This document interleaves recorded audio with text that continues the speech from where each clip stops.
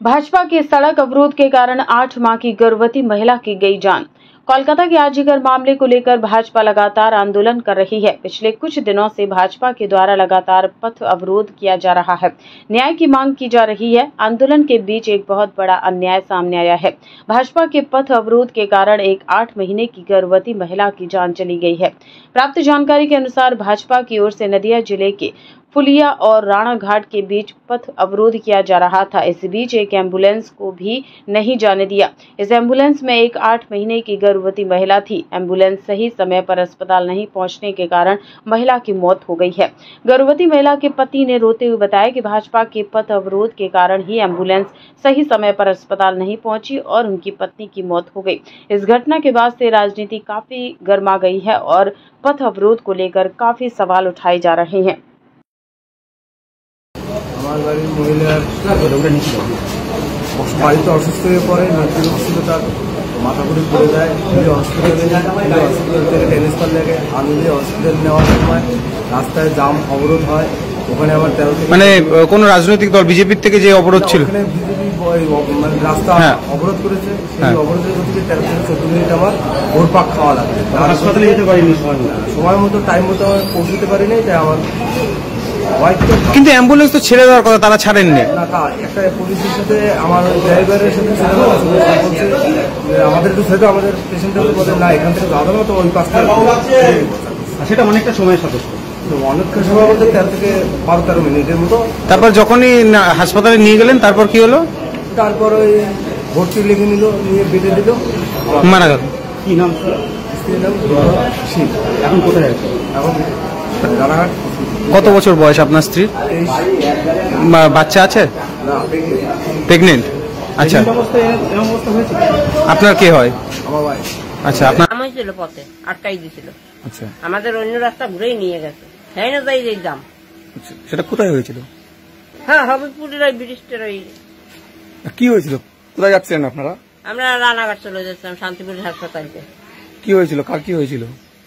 খিচুনি রোগ উঠছিল, সেই রোগী নিয়ে গেছে। খিচুনি রোগ উঠেছিল? হ্যাঁ, ফুলিয়া হাসপাতাল দিয়ে রানাঘাট নিয়ে যাচ্ছে। আচ্ছা, আটকাই দিছিল, যাইতে মিনিট ঘুরে যাওয়া দেরি হয়ে গেছে। আপনারা 5 মিনিট আগে যদি যাইতে পারতাম তাহলে রোগীটা আমরা বাঁচাইতে পারতাম। আপনারা কিভাবে যাচ্ছিলেন? গাড়িতে অ্যাম্বুলেন্সে। অ্যাম্বুলেন্স। কি নাম যিনি মারা গেছেন? দুর্গা আর মনে হয় দুর্গা। কি রোগে আক্রান্ত ছিল? রোগ তো কিছুই না, খালি একটা খিচুনি রোগ আসুক করে পড়ে গেছে। উনি কি গর্ভবতী ছিলেন? হ্যাঁ, গর্ভবতী। কয় মাসের? 4 মাসের। আপনি যে ঘটনার কথা বলছেন, বিষয়টি আমাদের সম্পূর্ণভাবে ভালো করে জানা নেই।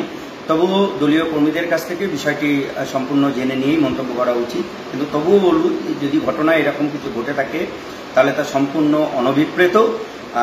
আর এই বিষয়টি চাক্কাজাম কর্মসূচি আমাদের দীর্ঘদিন ধরে নেওয়া হচ্ছিল, ফলে এটি পুলিশ প্রশাসনের কাছে এই তথ্য ছিল। এখন পুলিশ প্রশাসনের উচিত যে রাস্তার কন্ট্রোল তাদের সম্পূর্ণ নেওয়া, এবং এই ধরনের অ্যাম্বুলেন্স সহ জরুরি বিভাগের যদি কোনো গাড়ি থাকে তাহলে তাকে অবিলম্বে পাস করে দেওয়া। আমাদের যে দলীয় কর্মীরা যারা ছিল তাদের কাছে এই নির্দেশ অলরেডি দেওয়া ছিল, এবং সেক্ষেত্রে বহু গাড়ি তারা পাস করেও দিয়েছেন। কিন্তু যদি এই ধরনের ঘটনা ঘটে থাকে তাহলে আমাদের দলীয় কর্মীদের পক্ষে এটা সম্ভব নয় যে রাস্তার কোন দূরে কোন প্রান্তে কোন গাড়ি দাঁড়িয়ে আছে, কোন অ্যাম্বুলেন্স দাঁড়িয়ে আছে, এটি লক্ষ্য রাখা সম্ভব নয়। কারণ যেহেতু একটা কর্মসূচি চলছিল, এই বিষয়টি লক্ষ্য রাখা উচিত হচ্ছে পুলিশ প্রশাসনের, কারণ রাস্তার কন্ট্রোল কিন্তু তাদের হাতেই থাকে। যদি তারা তাদের এই কাজে ব্যর্থ হয় তাহলে কিন্তু তার দায়টা সম্পূর্ণ পুলিশ প্রশাসনের উপরেই বর্তাবে। এইরকম ঘটনা যদি ঘটে থাকে তাহলে দায় সম্পূর্ণভাবে পুলিশ প্রশাসনের, এটি কখনো ভারতীয় জনতা পার্টির দায় নয়।